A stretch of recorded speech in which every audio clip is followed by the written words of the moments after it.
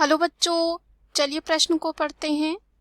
Starch का कार्बनिक अम्लों में परिवर्तन आवश्यक होता है। पहला है रंध्रों के खुलने के लिए, दूसरा है रंध्रों के बंद होने के लिए, तीसरा है रंध्रों के निर्माण के लिए, चौथा है रंध्रों की सक्रियता के लिए। तो आइए देखते हैं इस प्रश्न का क्या हल होगा। इसमें पूछा गया है कि स्टार्च का कार्बनिक अम्लों में परिवर्तन आवश्यक होता है क्यों। तो आइए देखते हैं। सबसे पहले इस प्रश्न में हम बात करेंगे मुख्य अवधारणा की। मुख्य अवधारणा इस प्रश्न में हमारे हो जाएगा रंध्र। रंध्र की बात करें, ये पत्तियों में मौजूद छोटे छोटे छिद्र होते हैं जिसके द्वारा गैसों का आदान प्रदान और वाष्पोत्सर्जन की प्रक्रिया हो सकती है। रंध्रों का खुलना और बंद होना रक्षक कोशिका या कह सकते हैं रक्षक कोशिकाओं द्वारा नियंत्रित होता है। रंध्र में रक्षक कोशिका होता है, उसी के द्वारा कह सकते हैं खुलना बंद जो है नियंत्रित होता है।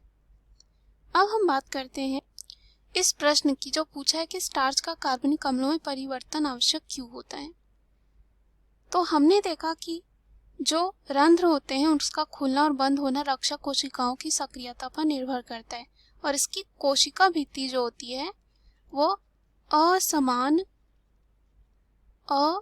मोटाई की होती है। जब यह कोशिका जो है स्थिर दशा में होती है तो छिद्र जो है खुल जाता है, और अगर ये ढीली हो जाती है तो ये क्या हो जाता है, बंद हो जाता है। ऐसा इसलिए होता है क्योंकि द्वार कोशिकाएं आसपास की कोशिकाओं से पानी को अवशोषित करते हैं और स्फीत हो जाती है, और इस अवस्था में कोशिकाओं में पतली भित्तियां फैलती हैं जिसके कारण छिद्र कह सकते हैं पास मोटी भित्ति बाहर की ओर खींचती है और इसके फलता और कह सकते हैं इसकी वजह से रंध्र खुल जाता है। जब इसमें पानी की कमी हो जाती है, निकल जाता है, तो तनाव मुक्त पतली भित्ति पुनः अपनी पुरानी अवस्था में आ जाती है जिससे ये बंद हो जाते हैं। तो अगर हम बात करें स्टार्च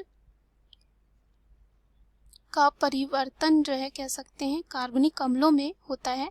कार्बनिक अम्ल से मतलब है यहाँ पे मैलिक अम्ल से। तो मैलिक अम्ल की वजह से जो है यहाँ पे H+ आयन मिलते हैं और कह सकते हैं कि स्टार्च से मैलिक अम्ल में परिवर्तन आवश्यक होता है क्योंकि इससे ये जो रंध्र होते हैं वो खुल जाते हैं और कह सकते हैं ये खुलने के लिए आवश्यक होते हैं। अब अगर हम प्रक्रिया की बात करें, जब रंध्र खुलता है तो सबसे पहले प्रकाश संश्लेषण होगा और उसके बाद कार्बन डाइऑक्साइड की सांद्रता कम होती है और पीएच जो होता है वो बढ़ जाता है और स्टार्च का शर्करा में परिवर्तन हो जाता है जिससे परासरण सांद्रता में वृद्धि होती है, जल का चूसन होता है और स्फीति दाब में वृद्धि हो जाती है क्योंकि जल जो है ज़्यादा हो जाता है और इससे स्फीति दाब में वृद्धि होती है। बाहरी भित्तियों का बाहर की ओर खींचना और उसके बाद रंध्र जो है वो खुल जाता है। उसके बाद अगर हम ये बंद कैसे होता है,